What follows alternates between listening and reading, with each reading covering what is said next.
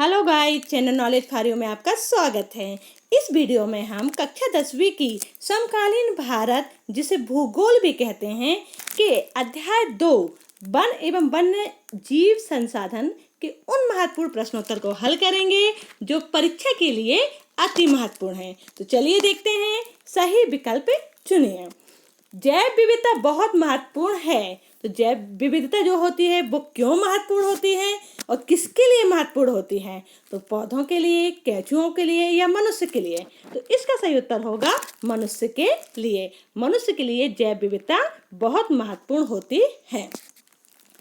Taxol का प्रयोग होता है। तो टैक्सोल का प्रयोग कैंसर में किया जाता है। इसका उत्तर हो जाएगा सा, कैंसर।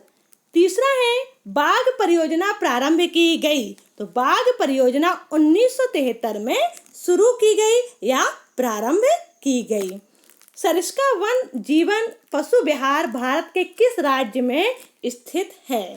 मतलब जो सरिस्का वन जीवन पशु विहार है वो कौन से राज्य में है? तो यह है राजस्थान में। तो इसका उत्तर है राजस्थान। सुभेद प्रजाति है। तो सुवेद प्रजाति कौन सी है? गंगा नदी की जो डॉल्फिन है वह सुवेद प्रजाति है। वह जीव जो भारत में ही पाया जाता है। तो ऐसा कौन सा जीव है? चीता, घड़ियाल, कछुआ, व्हेल जो भारत में पाया जाता है। तो इसका उत्तर है घड़ियाल। भारत का राष्ट्रीय पक्षी है। ये तो सभी को पता होगा कि भारत का राष्ट्रीय पक्षी मोर है। इनमें से कौन हमारे देश में लुप्त हो चुका है? तो चीता हमारे देश में लुप्त हो चुका है। भारत में कितने प्रतिशत वन्य वनस्पति जात और कितने प्रतिशत स्तनधारियों के लुप्त होने का खतरा है? तो 10% वन्य वनस्पति जात और 20% स्तनधारी के लुप्त होने का खतरा है। IUCN से अभिप्राय है। मतलब IUCN क्या है? तो अंतर्राष्ट्रीय प्राकृतिक संरक्षण और प्राकृतिक संसाधन संरक्षण संघ को IUCN कहते हैं। वे जातियां जो इनके रहने के आवासों में खोज करने पर अनुपस्थित पाई गई हैं क्या कहलाती हैं? मतलब ये सवाल कह रहा है कि ऐसी कौन सी जाति है जिनको उनके निवास स्थान पर, उनके आवास पर यदि हम ढूंढने जाएं, तलाश करने जाएं, खोजने जाएं तो वो वहाँ पर प्राप्त नहीं होती है, अनुपस्थित होती हैं। तो वो कौन सी जाति कहलाती है? तो वह जाति होती है लुप्त जातियां। भारतीय वन्य जीवन अधिनियम 1972 ईस्वी के तहत कौन सा प्रावधान है? तो 1972 में कौन सा प्रावधान बनाया गया? तो संकटग्रस्त जातियों के बचाव तथा शिकार पर प्रतिबंध, ये भी अपनाया गया। वन्य जीव आवासों का कानूनी रक्षण, ये भी रहा। जंगली जीवों के व्यापार पर रोक, ये भी रहा। तो इसका उत्तर हो जाएगा उपर्युक्त सभी। ओडिशा मतलब ओडिशा भी कहा जाता है जिसको, ओडिशा और बिहार की जनजातियां शादी के दौरान किन वृक्षों की पूजा करती हैं? तो ओडिशा के और बिहार की जो जनजाति होती है वह आम और इमली के पेड़ की पूजा करते हैं।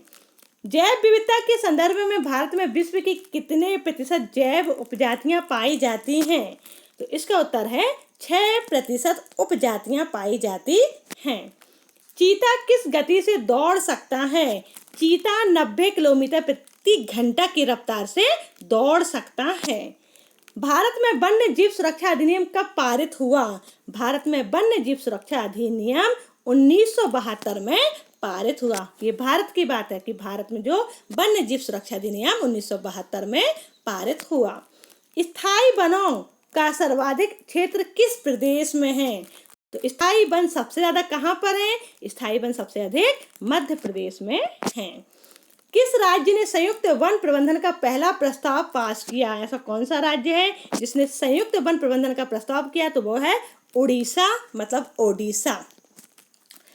अन्य सभी प्रकार के वन और बंजर भूमि जो सरकार, व्यक्तियों और समुदायों के स्वामित्व में होते हैं क्या कहलाते हैं? तो उसे कहा जाता है अवर्गीकृत वन। अवर्गीकृत जो वन होते हैं वो सभी प्रकार के वन और बंजर भूमि जो सरकार, व्यक्ति और समुदाय, मतलब सभी के स्वामित्व में हो। सरकार के स्वामित्व में, व्यक्ति के स्वामित्व में, समुदाय के स्वामित्व में। स्वामित्व मतलब होता है ऑनरशिप, मतलब कि उनका मालिकाना हक है ना। तो सभी मतलब उसका यूज कर सकते हैं, तो वो कौन से वन कहलाएंगे? वह अवर्गीकृत वन कहलाएंगे। निम्नलिखित में से कौन सा टाइगर रिजर्व पश्चिम बंगाल में डोलोमाइट के खनन के कारण गंभीर खतरे में है? तो ऐसा कौन सा टाइगर रिजर्व है जो मतलब पश्चिम बंगाल में है और डोलोमाइट ना एक खनिज है, उसके खनन के कारण मतलब उसकी खुदाई के कारण वह गंभीर खतरे में आ गया है, तो वह है बक्सा टाइगर रिजर्व है। भारत में चीता को कब लुप्त प्राय घोषित किया गया? तो भारत में 1952 में चीता लुप्त हो चुका था।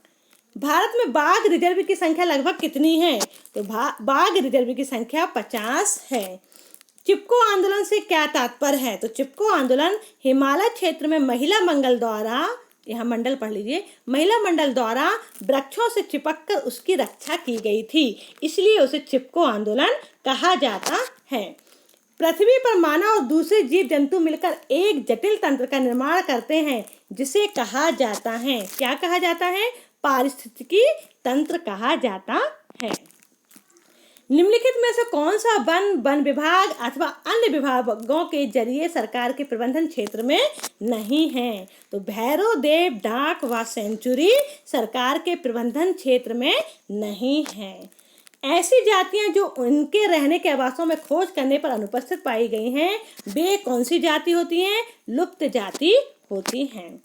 अब प्रश्न दूसरा है, रिक्त स्थान भरिए।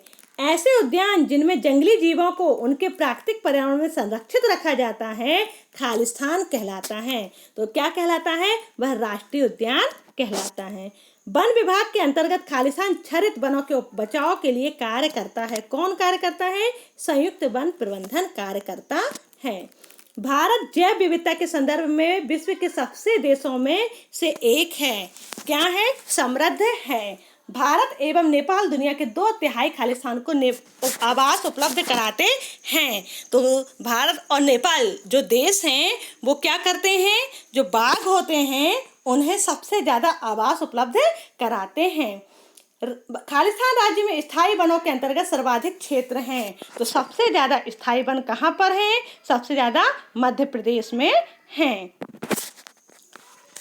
प्रश्न तीसरा है, एक शब्द एक वाक्य में अति लघुत्तरीय प्रश्न है। तो मानस बाघ रिजर्व कहाँ स्थित है? तो जो मानस बाघ रिजर्व कहाँ पर है? वह असम में है। आरक्षित वन किसे कहते हैं? जिस वन में शिकार और मानव गतिविधियां पर पूर्ण रूप से प्रतिबंध हो उन्हें आरक्षित वन कहा जाता है। मतलब आरक्षित वन वह है जहां पर शिकार करना और जो मानव की गतिविधियां होती हैं, मानव का आना जाना, कटाई करना, ये सब पूरी तरह से बंद हो, उन्हें आरक्षित वन कहा जाता है। सुवेद जातियां किसे कहते हैं? वे जातियां जिनकी संख्या निरंतर घट रही हो, सुवेद जातियां कहलाती हैं। जैव विविधता क्या है? जैव विविधता वन्य जीवन और कृषि फसलों में विविधता का प्रतीक है। संकटग्रस्त प्रजाति से क्या आशय है? तो संकटग्रस्त प्रजाति क्या कहलाती है? जो प्रजातियां लुप्त होने के कगार पे हों, लुप्त होना मतलब खत्म होने के कगार पर हैं, उसे संकटग्रस्त प्रजाति कहते हैं। स्टेट ऑफ फॉरेस्ट रिपोर्ट 2015 के अनुसार देश के कुल कितने प्रतिशत क्षेत्रफल पर वन हैं? तो उनके अनुसार 2015 के अनुसार कितने वन हैं? यहाँ पर ध्यान रखना है, 2015 पूछा गया है ना। अगर वर्तमान का पूछा जाए तो वो अलग हो जाएगा। तो यहाँ पर जो 2015 की रिपोर्ट आ रही है वह है 24.16%। सरिस्का वन्य जीव पशु विहार किस राज्य में स्थित हैं? सरिस्का वन्य जीव राजस्थान में स्थित हैं। सुंदरवन राष्ट्रीय उद्यान किस राज्य में है? सुंदरवन पश्चिम बंगाल में स्थित है। वृक्षारोपण को प्रोत्साहन देने का कार्यक्रम मुख्य रूप से कौन सा है? तो सामाजिक वानिकी है। रासायनिक उर्वरकों के प्रयोग के बिना विविध फसल उत्पादित करने के लिए टिहरी के किसानों ने कौन सा आंदोलन किया? तो टिहरी के किसानों ने बीज बचाओ आंदोलन और 9 दाने आंदोलन शुरू किया था। भारत में जैव विविधता को कम करने वाले कारक कौन से हैं? तो जैव विविधता को कम करने वाले कारक निम्न प्रकार से हैं। पहला है वन्य जीवन के आवास का विनाश होना, दूसरा है जंगली जानवरों को मारना व शिकार करना, और तीसरा है पर्यावरण प्रदूषण, चौथा है विषाक्तीकरण और पांचवा होता है दावानल। दावानल मतलब होता है आग लगना, जंगल में जो आग लगती है ना उसे दावानल कहा जाता है। रक्षित वन किन किन राज्यों में हैं? तो रक्षित वन बिहार, हरियाणा, पंजाब, हिमाचल प्रदेश, उड़ीसा और राजस्थान में कुल वनों में रक्षित वनों का एक बड़ा अनुपात है। तो मतलब कह सकते हैं कि जो रक्षित वन है वह बिहार, हरियाणा, पंजाब, हिमाचल प्रदेश और उड़ीसा और राजस्थान में हैं। पारिस्थितिकी तंत्र किसे कहते हैं? मानव और दूसरे जीवधारी मिलकर एक जटिल तंत्र का निर्माण करते हैं, उसे पारिस्थितिक तंत्र कहा जाता है। अभ्यारण्य किसे कहते हैं? तो अभ्यारण्य वन्य प्राणियों को संरक्षित और प्रजातियों को सुरक्षित करने के लिए प्राकृतिक स्थल होते हैं। ICUN के अनुसार पौधों और प्राणियों को कितनी जातियों में बांटा गया है, उनके नाम लिखिए।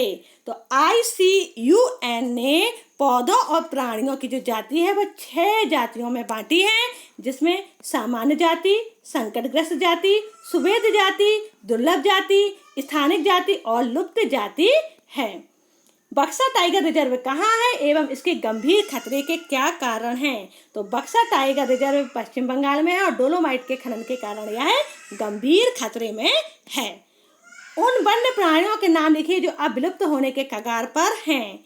गैंडा, चीता, शेर, सोन चिड़िया आदि वन्य प्राणी अब विलुप्त होने के कगार पर हैं। अवर्गीकृत वन किसे कहते हैं? तो वे सभी प्रकार के वन और बंजर भूमि जो सरकार, व्यक्तियों और समुदायों के स्वामित्व में होते हैं अवर्गीकृत वन कहलाते हैं।